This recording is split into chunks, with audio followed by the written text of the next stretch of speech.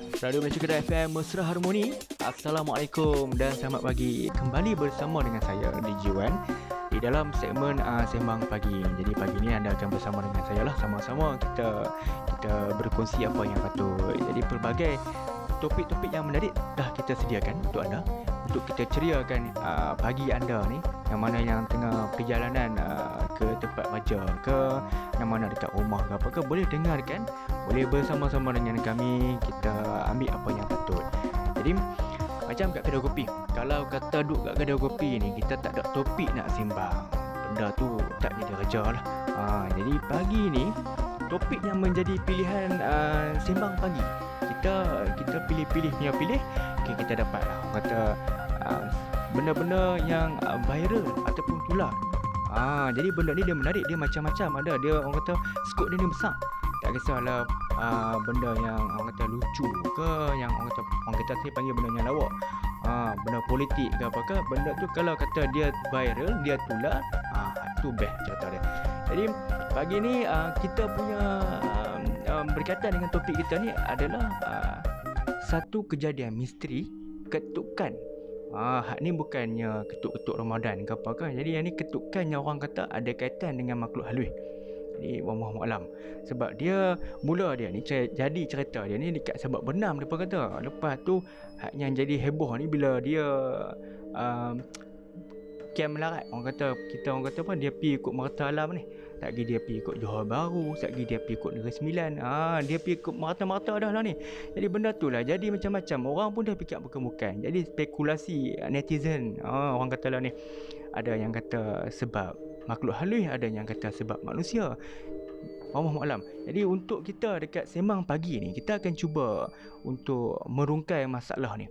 Walaupun kita tak tahu, kita bukan duduk dekat tempat mereka. Jadi kita akan merujuk pada yang pakar lah.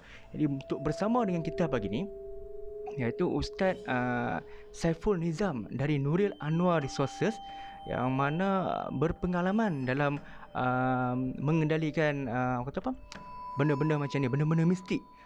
Dia berubat orang apa semua. Jadi kita akan melihat daripada perspektif Islam lah dengan Ustaz, sama ada benda-benda macam ni betul ke tak betul. Jadi Assalamualaikum, selamat pagi Ustaz. Terima kasih bersama dengan kami di Sembang Pagi. Jadi macam yang Ustaz sedia maklum, topik pagi ni berkenaan dengan misteri ketukan yang berlaku di Sabak Bernam. Jadi kami di sini tertanya-tanya, adakah benda yang terjadi ni sememangnya ada kaitan dengan makhluk halus ataupun manusia? Jadi bagi pandangan Ustaz, macam mana pula Ustaz? Boleh Ustaz kongsikan dengan kami Ustaz? Assalamualaikum warahmatullahi wabarakatuh. Alhamdulillah, wassalatu wassalamu ala Rasulillah wa ala alihi wa sahbihi ajma'in. Rabbi syrah li sadri wa yassir li amri wahlul 'uqdatam min lisani yafqahu qawli. Rabbi yassir wa la tu'assir ya karim, amma ba'.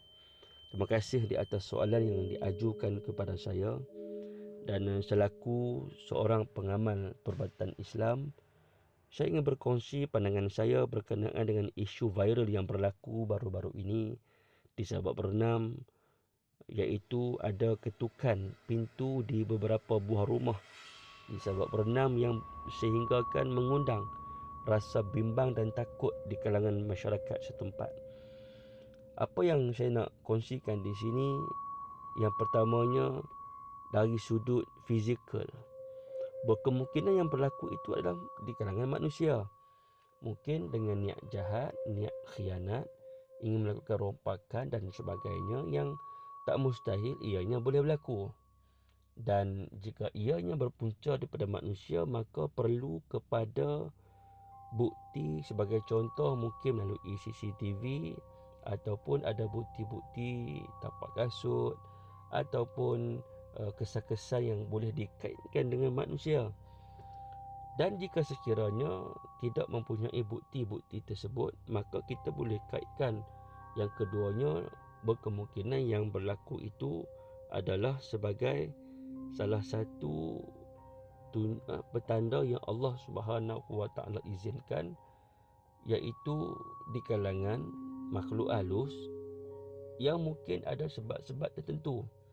Mungkin ada pihak-pihak tertentu yang ingin menguji ilmu sihirnya, yang mungkin ada pihak-pihak tertentu yang ingin menakut-nakutkan penduduk setempat dengan menggunakan ilmu-ilmu mistik ini, ataupun dengan tujuan-tujuan tertentu. Maka perkara yang dikaitkan dengan mistik ataupun alam gaib yang disebut sebagai makhluk halus ataupun jin ini tidak mustahil berlaku. Sebagai contoh, apa yang saya boleh kaitkan seperti disebutkan dalam sebuah riwayat, bagaimana iblis pernah menjelma dalam bentuk seorang lelaki ketika mana berlakunya peperangan Badar, yang mana mereka menyertai tentera musyrikin Quraisy, tetapi apabila mereka melihat malaikat Jibril alaihi salam, maka mereka lari ketakutan, meninggalkan medan peperangan. Begitu juga sebuah riwayat yang lain, bagaimana disebutkan iblis pernah menjelma dalam bentuk seorang pembesar dari negeri Najat, dan iblis hadir ke Darun Nadwah untuk menyertai mesyuarat musyrikin Quraisy dan mencadangkan pembunuhan Nabi Muhammad sallallahu alaihi wasallam. Ini membuktikan bahawasanya tak mustahil mungkin boleh berlaku di kalangan makhluk halus yang disebut sebagai bangsa jin. Cuma apa yang saya nak sebut di sini adalah sebagai pengamal perubatan Islam yang kita nak bawa rawatan Islam itu di kalangan menjadi satu kepercayaan di kalangan masyarakat, dan supaya masyarakat kembali kepada perawatan yang betul, maka kita kena lihat dari pelbagai sudut. Tidak boleh kita terlalu ta'assub. Setiap apa yang berlaku itu kita kaitkan dengan jin ataupun makhluk halus tanpa kita menafikannya, dan kita boleh kaitkan apa yang berlaku itu adalah di tangan-tangan manusia sendiri.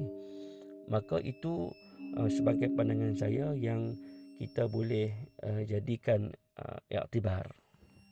Okey, baiklah Ustaz.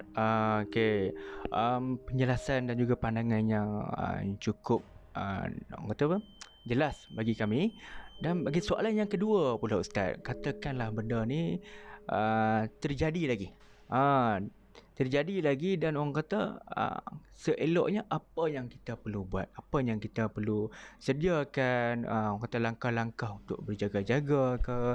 Jadi benda tu yang kami nak tahu. Kalau kata Ustaz boleh kongsikan dengan kami ya. Berkenaan dengan soalan seterusnya, iaitu jika masih lagi berlaku perkara yang seumpama ini, maka tidak dapat tidak masyarakat perlu kembali kepada apa yang diajarkan oleh baginda Nabi sallallahu alaihi wasallam. Di antaranya adalah dengan kita menyebut nama Allah. Daripada Jabir bin Abdullah radhiyallahu anhu, Nabi sallallahu alaihi wasallam bersabda, "Wa aghliqul abwab wa dhkuru ismallah fa inna syaitan la yuftahu baban mughlaqan." Yang bermaksud tutuplah pintu dan sebutlah nama Allah, kerana syaitan tidak akan membuka pintu yang tertutup, yakni yang disebut dengan nama Allah. Hadis riwayat Bukhari dan juga Muslim. Yang kedua, kita membaca surah-surah daripada Al-Quran seperti yang disebutkan oleh Nabi sallallahu alaihi wasallam. Di antaranya adalah surah Baqarah. Daripada Abu Hurairah radhiyallahu anhu, Nabi sallallahu alaihi wasallam bersabda, "La taj'alu buyutakum maqabir. Inna syaitan yanfiru minal bait alladhi taqra'u fihi suratul Baqarah." Yang bermaksud, janganlah kamu semua menjadikan rumah-rumah kamu seperti perkuburan. Sesungguhnya syaitan akan lari dari rumah yang dibacakan di dalamnya surah Al-Baqarah. Hadis riwayat Muslim. Antara yang lain yang boleh diamalkan adalah dengan kita melaungkan azan, seperti mana yang telah disebutkan oleh Nabi sallallahu alaihi wasallam, yang mafhumnya apabila dilaungkan azan untuk solat, syaitan akan pergi meninggalkan sehingga terkentut-kentut sehinggalah tidak mendengar azan. Maknanya nak bagi tahu kepada kita bahawasanya masyarakat perlu mengamalkan seperti mana yang telah disebutkan sebahagian daripada saranan Nabi SAW untuk menjauhkan diri kita daripada gangguan-gangguan syaitan, iblis, jin dan sebagainya yang ingin menakut-nakutkan manusia ataupun yang ingin memudaratkan kita. Maka jadikanlah amalan-amalan ini sebagai pendinding, sebagai pelindung dengan izin Allah Subhanahu wa taala. Selain daripada ianya menjadi ibadah dengan kita zikir, dengan kita menyebut nama Allah, dengan kita membaca tilawatul Quran, ianya menjadi satu amal kebajikan.